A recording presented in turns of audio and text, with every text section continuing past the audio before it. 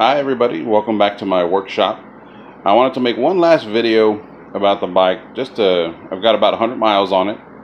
I want to do one final little video here and show you a few changes. I haven't had any problems. It's been working great.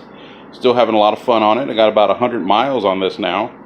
The only problem I have had, I talked about in the last video, was the crank arm. And since then, I have upgraded. There we go, to the Lecky self-extracting crank arms. I bought these from Luna-Cycle. They were actually cheaper on the Luna website than they were on the Lecky website. So these are much sturdier than the previous ones, which you'll see down here. I don't really know if you'll be able to see it really.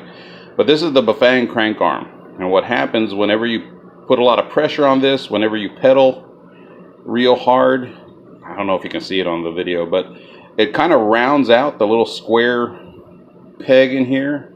It gets rounded out a little bit, and it becomes really loose.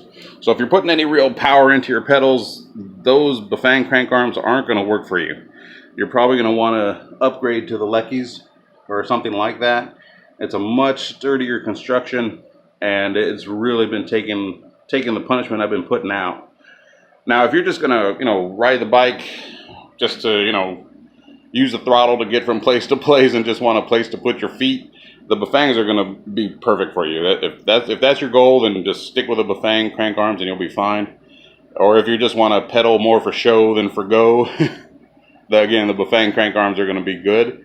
The Leckys, though, if you're like me and want to get some exercise and want to push those pedals with your own power, definitely upgrade. It will be much better, I think, in the long run. And let's see what else. I've changed the front bags as well. I needed a little more space on this because I was having trouble carrying this around, my little Kryptonite messenger lock. I highly recommend this one. It's a tiny little lock compared to the other standard Kryptonite locks, but this part hooks around the back tire here, just kind of hooks under it, and this part locks on the frame, so it makes a nice tight compact lock system, and it's got a real high safety rating. I really do recommend it. It works perfectly for this bike, and it fits perfectly in the large portion of this bag here, so easy to carry around. But yeah, it's I think a good recommendation. I wish I'd found that sooner. But as far as any other problems, I haven't had any. The only other question somebody emailed me was, what does the pedal assist feel like on this? And I kind of touched on it in one of the other videos, but just to reiterate, pedal assist 1 feels like just a little bit of assistance where I'm doing most of the work. Pedal assist 2 is the one I really use more than anything. It feels like it's kind of doubling whatever work I put in, so it gives me that extra push. But I still feel like I'm doing majority of the work. Pedal assist 3 is where it starts feeling like the motor is doing more work, but I'm still helping a little bit. Pedal assist 4 is where I started to have trouble keeping up with the motor.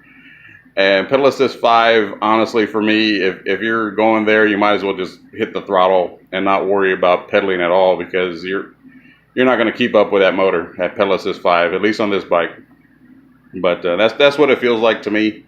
Your mileage may vary on that, but from what I read on the forums, apparently other people are feeling the same.